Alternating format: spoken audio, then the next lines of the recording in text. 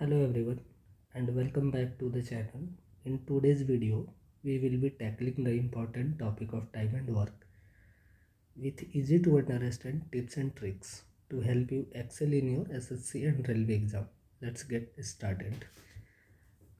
In today's video, we are going to discuss the concept of time and work.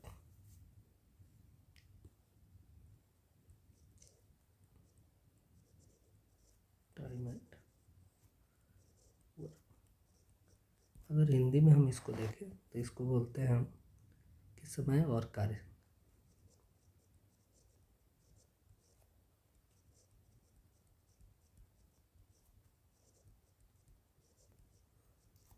तो इस chapter को शुरू करने से पहले कुछ चीज़ आपको जानना बेहद ज़रूरी है जो कि इस चैप्टर में यूज होगा। तो चीज़ क्या है कि आपको अगर एलसीएम निकालने आता है तो अगर जिनको एलसीएम निकालने में प्रॉब्लम होता है तो एलसीएम को जल्दी कैसे निकालते हैं उसके ऊपर भी मैं एक वीडियो जल्दी लेके आऊँगा। हालांकि अभी अगर मैं आपको थोड़ा सा ब्रीफ इसके रिगार्डिंग में बताऊँ तो जैसे मान लीजिए कि कोई 2 या 3 नंबर दिया हुआ है। लाइक मान लीजिए कि आपके सामने 13 दिया हुआ है और दूसरा संख्या 7 दिया हुआ है। तीसरा संख्या मान लीजिए कि कोई और एक 21 दिया हुआ है। तो अगर इसका एलसीएम निकालना है तो इसका जो कोर कॉन्सेप्ट क्या बोलता है कि हम ऐसा लीस्ट कॉमन मल्टीपल देखते हैं जो कि तीनों के टेबल में आता हो। तो अगर हम देखें जैसे मान लीजिए हम 13 का टेबल अगर आपको याद है तो 13 और 7 को हम कंपेयर करें तो पहला जो हमारा संख्या है वो क्या होगा। 13 के टेबल में भी आपको एक नंबर मिलेगा 91 एंड 7 के टेबल में भी 91 मिलेगा। उसके पहले कोई भी ऐसा नंबर आपको नहीं मिलेगा जो कि दोनों के टेबल में कॉमन हो। इसके पीछे रीज़न क्या है कि दोनों जो नंबर है 13 and 7 both are prime number. तो in case of prime number अगर मान लीजिए आपको दो अभाज्य संख्या मिल गया 13 और 7 तो होगा क्या कि इसका जो मल्टीप्लिकेशन होगा 13 इंटू 7 वहीं आपका एलसीएम हो जाएगा। लेकिन तीसरा एक संख्या हमारे सामने क्या है 21 भी है। तो अगर 7 और 21 का हम देखें तो हमको तो लिस्ट जो नंबर मिलेगा वो 21 मिल जाएगा जो कि 7 के टेबल में भी आता है और 21 के टेबल में भी आता है। लेकिन प्रॉब्लम क्या है कि ये जो संख्या है ये 13 के टेबल पे नहीं आता है। 21 जो है 13 के टेबल पे नहीं आता है। तो जैसे मान लीजिए आप किसी दो का निकाल लिए, जैसे 7 और 21 का निकालते तो 21 मिल जाता, फिर आप 13 से मल्टीप्लाई कर देते। तो 21 को अगर आप 13 से मल्टीप्लाई कर देते तो 273 आपका एलसीएम आ जाता। जैसे मान लीजिए इनकेस आपको इसमें क्या है कि नहीं मिला है तो आप अगर इसमें 21 को आप ऐड करेंगे तो आपका क्या होगा कि 21 में देखें तो 7 इंटू 3 है और एक 7 जो है ये पहले आप काउंट कर चुके हैं। यानी आपको क्या है 91 में फर्दर आपको 3 से मल्टीप्लाई करना है तो 273 आ जाए। ये तो हो गया एक बेसिक चीज़ जो कि मैं थोड़ा सा अपने तरफ से आप लोगों को इंट्रोड्यूस किया कि एलसीएम कैसे निकाला जाता है। एलसीएम निकालने के 2-3 तरीके होते हैं। एक तो आप फैक्टर करके निकाल सकते हैं, एक आप कॉमन मल्टीपल देख के निकाल सकते हैं। तो जिसका यूज इस चैप्टर में होगा इसलिए मैं थोड़ा सा आप लोगों को एक ब्रीफ इंट्रोडक्शन इसके बारे में बता दिया। दूसरी चीज़ क्या है कि इस चैप्टर में 2-3 टर्म यूज होगा। एक जो टर्म है वो होगा टोटल वर्क, दूसरा टर्म होगा इफिशियंसी। टोटल वर्क जैसा कि आपको पता होगा कि कुल कार्य क्या आएगा। जैसे मान लीजिए 2 लोग हैं, दोनों का कार्य करने का क्षमता अलग अलग है तो आप उसको इक्वेट कैसे करेंगे जब तक आपको ये टोटल कार्य नहीं पता होगा आप उन चीज़ों को कैलकुलेट नहीं कर पाएंगे। एफिशिएंसी का सिंपल जो मतलब आप बोले तो कार्य करने का जो क्षमता होता है इसको एफिशिएंसी बोलते हैं। यानी कोई आदमी किसी पर्टिकुलर यूनिट में कितना काम कर सकता है, कार्य करने का क्षमता। तो चलिए हम देखते हैं इसके एप्लीकेशन क्या है। आगे जो भी है क्वेश्चन के थ्रू हम समझेंगे। बोल रहा है कि A can complete a work in 10 days and B can complete the same work in 15 days. How many days will they take together.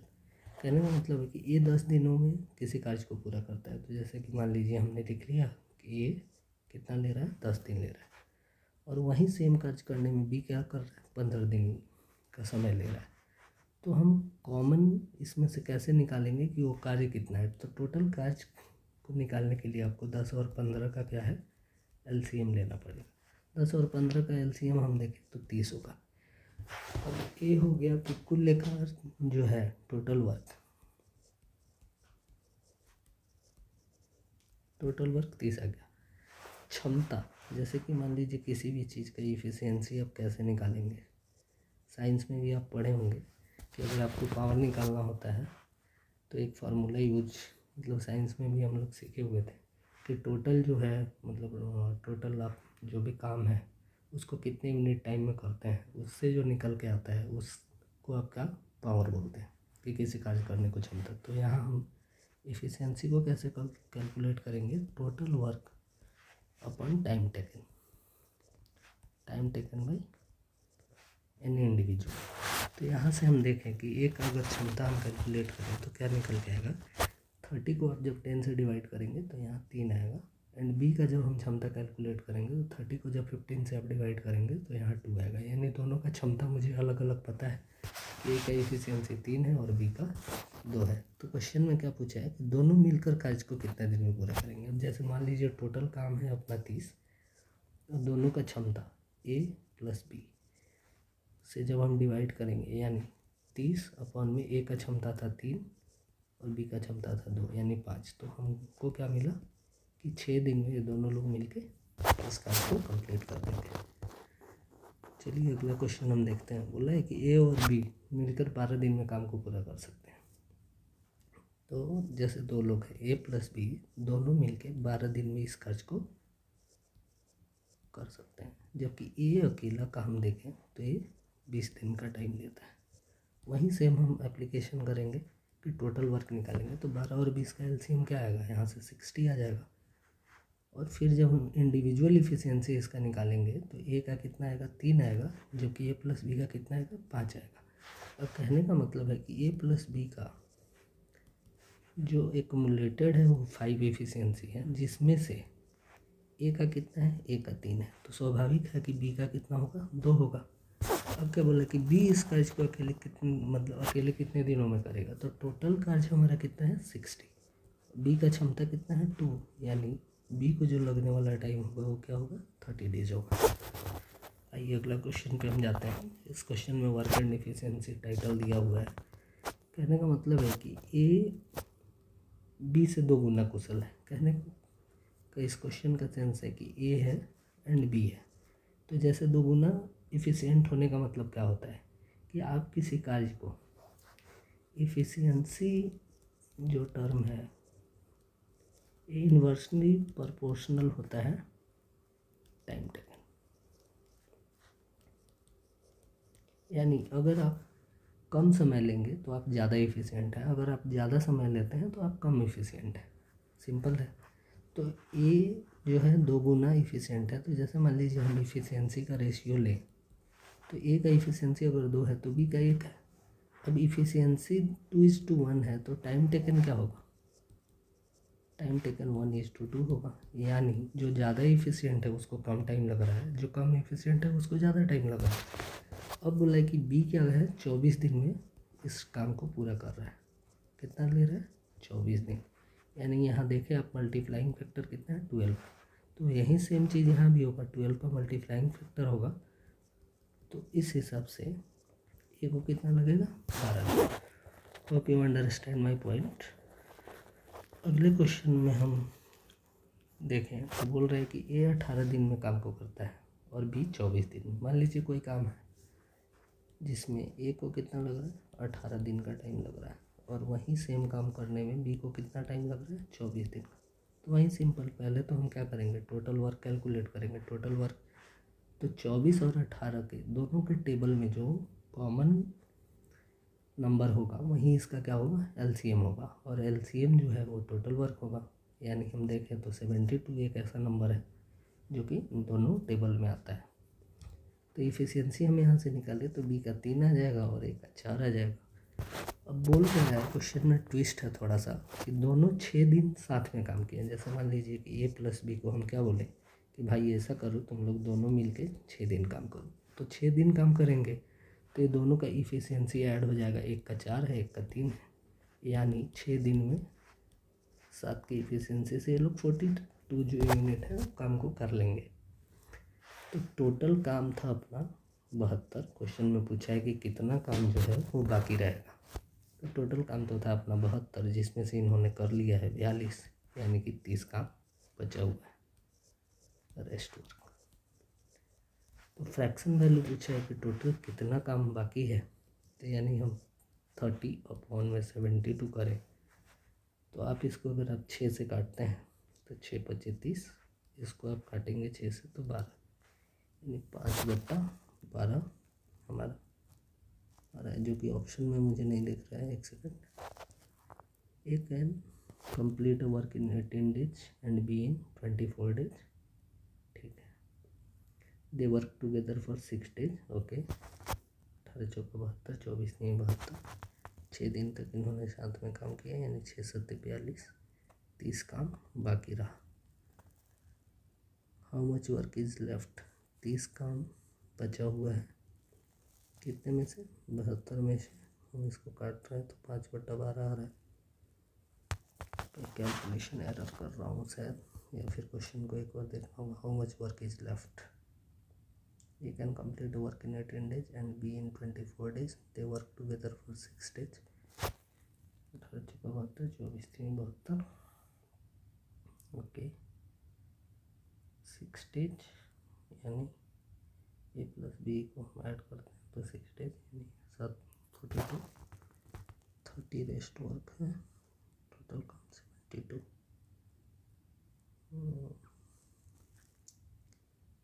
I think मेरे हिसाब से तो मैं अपना कैलकुलेशन जो है वो सही किया हूँ। तो 5/12 आना चाहिए, ऑप्शन में मुझे दिख नहीं रहा है। आप लोग देख लीजिएगा, अगर मैं कहीं मिस्टेक कर रहा हूँ तो मुझे कमेंट सेक्शन में बता दीजिएगा। आगे चलते हैं।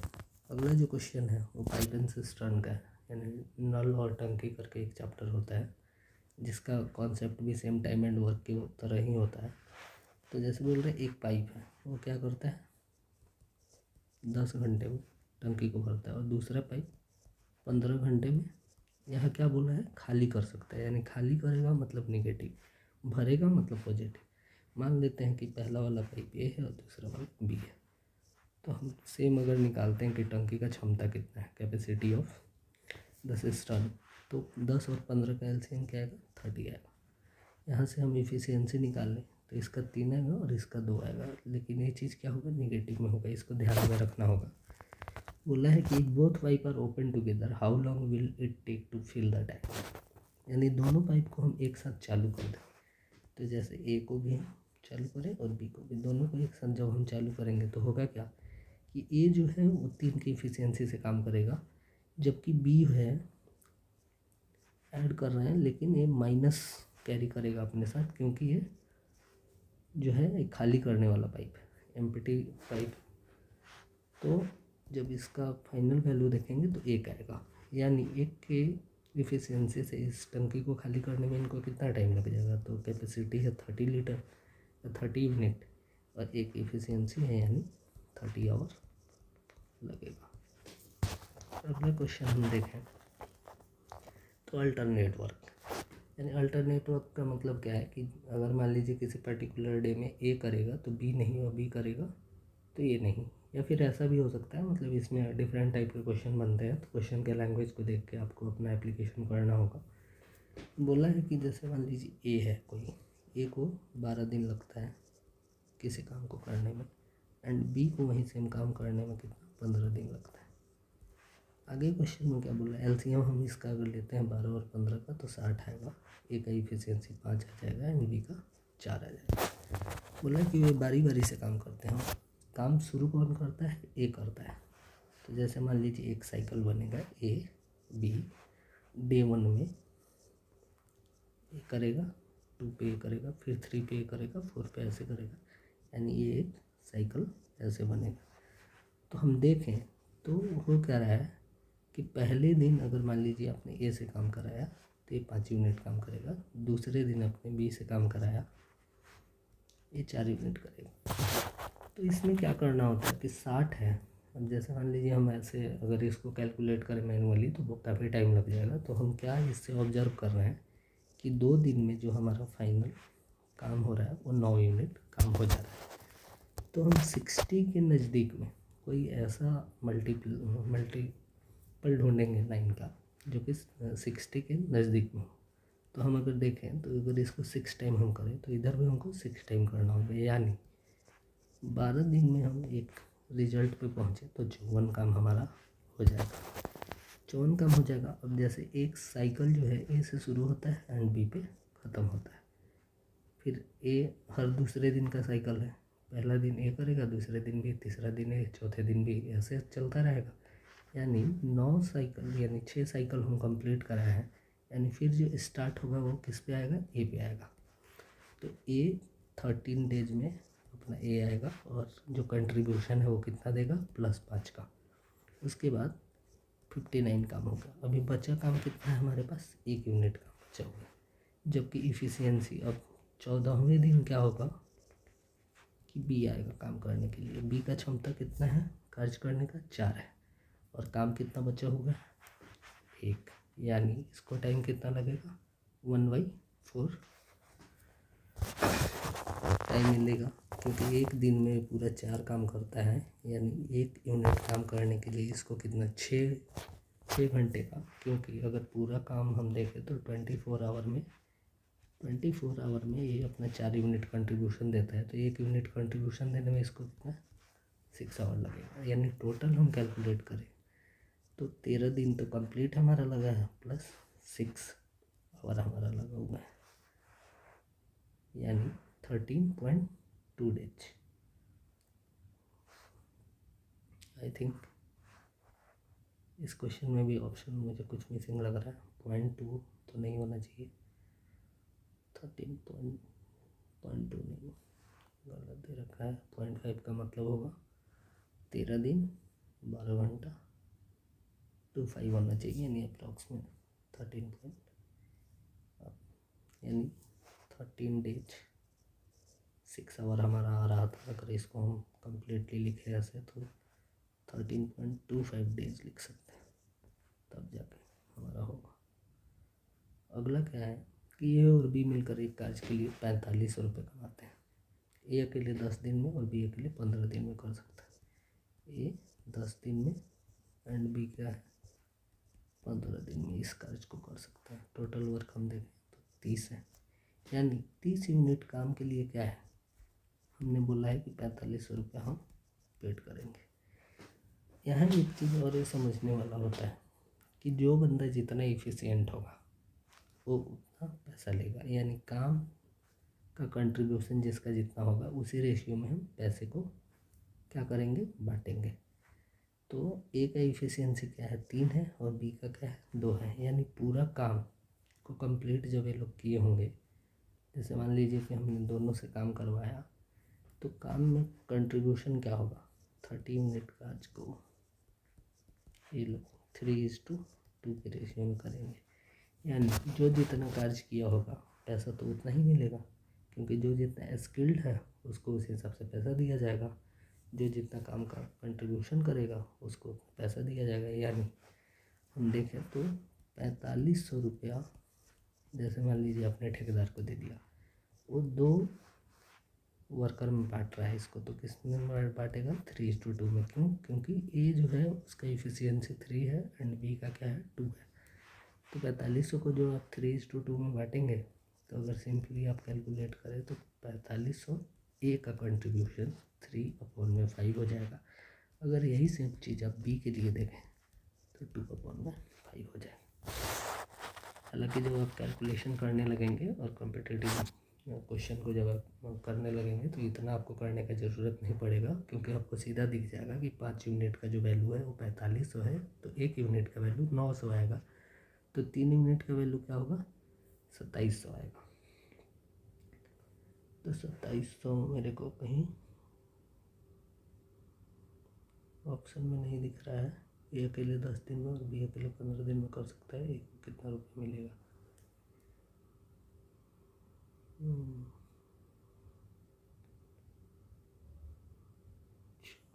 3:2। काम में 5 5 6 6 18 यूनिट ए कर रहा है एंड 12 यूनिट ए कर रहा है। 18 27 सही आ रहा है। यहाँ से मेरा जो आंसर आ रहा है वो 2700 रुपये आ रहा है, ए को मिलेगा, बी को पता नहीं, ऑप्शन टाइप करने में गलती हो गया लग रहा है। तो ये वाला जो है ये आंसर है। इफिशियंसी बेस्ड क्वेश्चन देखें कि ए किसी कार्य को का 75% भाग 15 दिन में पूरा कर सकता है। जैसे कि लास्ट लेक्चर में मैं आपको परसेंटेज निकालना बताया था, तो 75% का मतलब क्या है कि 75/100। अगर इसको फ्रैक्शन में हम देखें तो 3/4 बोला है कि ए जो है, ए किसी कार्य के 3/4 को कितने दिन में? 15 दिन में कर सकता है।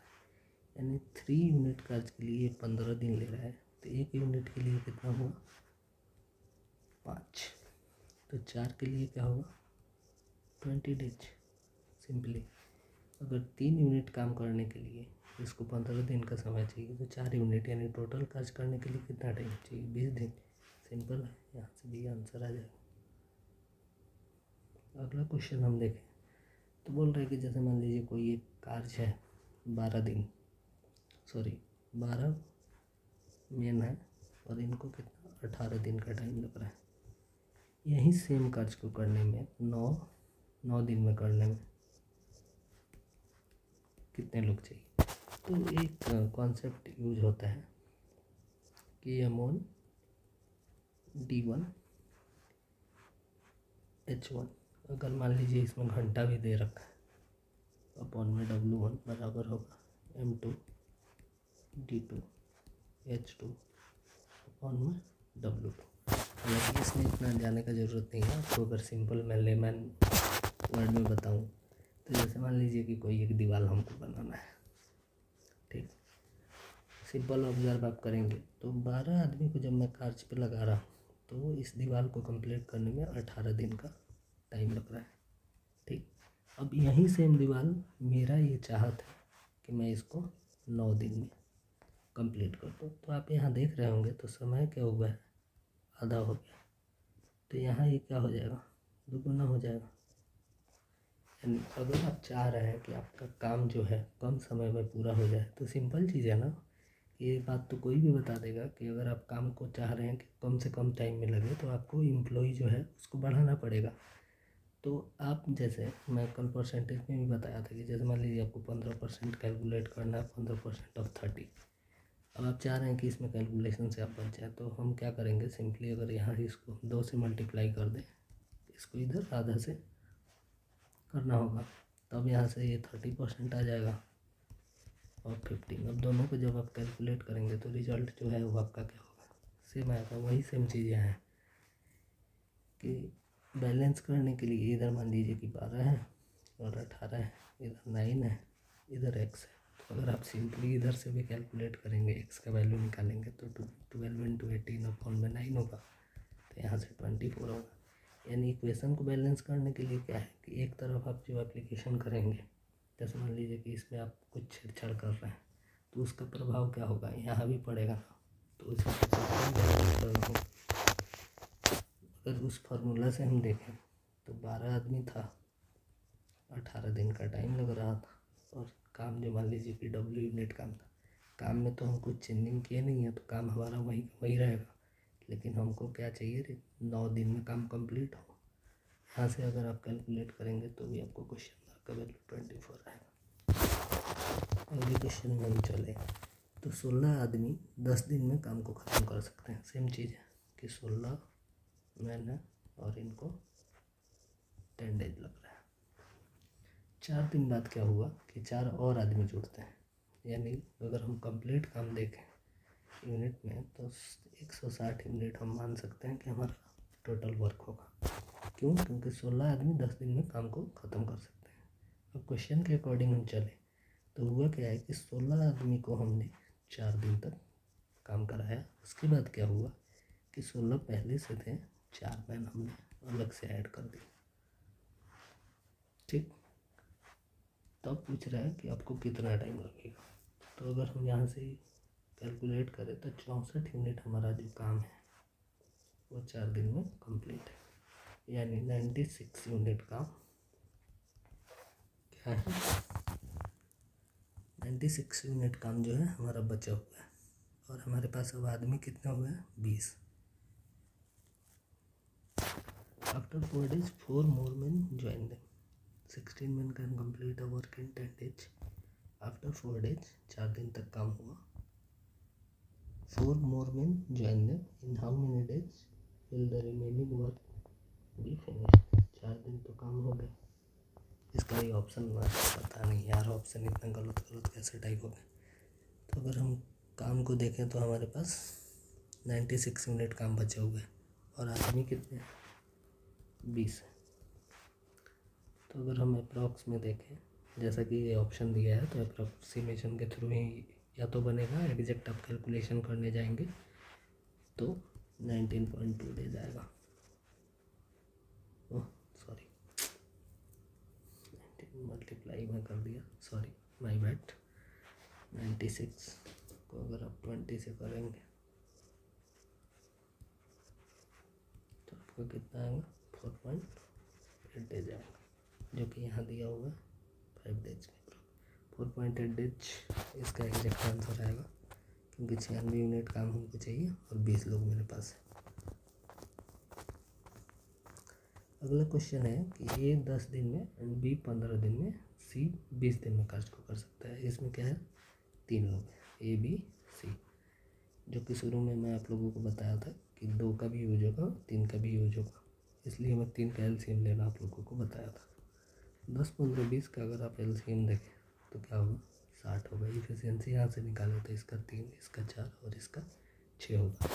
पूछा है कि सिंपली तीनों लोग मिलकर कितने दिन में कार्य को करेंगे। टोटल वर्क, टोटल इफिशियंसी 6 + 4 + 3, 6 4 10 3 13, यानी 13 × 5 65, सॉरी 13 × 4 52, बचा 8 × 13, ये आएगा सब अप्रॉक्स में आंसर पता नहीं, खैर ये आपका आंसर होगा। अगला क्या क्वेश्चन बोला है कि ए बी से 2 गुना कुशल है, ए है एंड बी है, बी सी से 3 गुना कुशल है। तो जैसा कि अब जब भी आपको 3 में कंपेयर करने का हुआ है और आपको कुछ मानना है तो आप लास्ट से मानना शुरू करेंगे। जैसे मान लीजिए कि हमने सी को मान लिया कि सी का इफिशियंसी अगर 1 है तो बी का क्या होगा, 3 होगा। क्यों, क्योंकि बी सी से 3 गुना कुशल है। अब देखते हैं ए बी से 2 गुना कुशल है, यानी ए कितना होगा, 6 होगा। अब बोला है कि यदि सी अकेले 36 दिन में काम को कर सकता है, सी का इफिशियंसी टाइम ले रहा है 36 दिन का, यानी 36 यूनिट काम कर रहा है।